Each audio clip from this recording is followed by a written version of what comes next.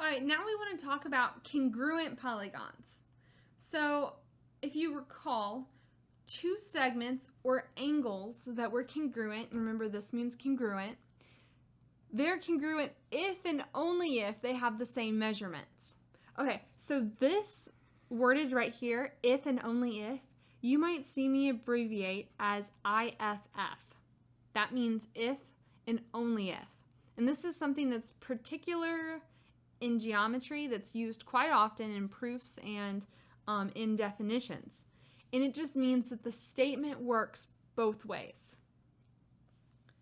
Okay, so your statement is an if-then statement.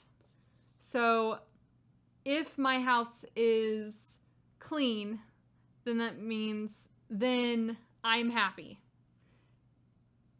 If I'm happy, then my house is clean. You can do them both ways. Okay?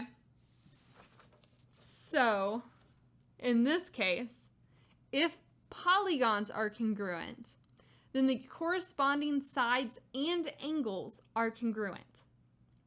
If corresponding sides and angles are congruent, then the polygons are congruent. Okay, I want you to think about that for just a second. So if you need to pause, think about it.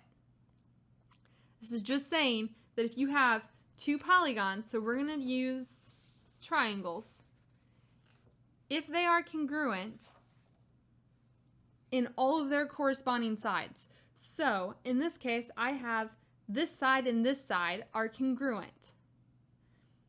So the corresponding angles then, so I chose that these two were both going to be congruent to each other and to each other. So angle D is congruent, has the same measurement as angle O, as angle A, and as angle C. These sides then are also congruent, and these two angles are congruent. So what that means is you have your triangle, and if you trace this triangle, now mine aren't actually going to line up because I just freehand drew them. Okay, so this was C, A, and T.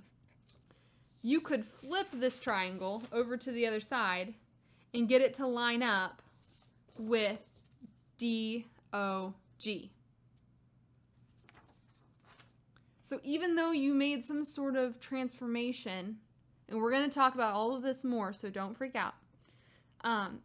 Even though you made some sort of transition, if the corresponding, so if this side is equal to this side, they correspond to each other, and you can flip it however you want.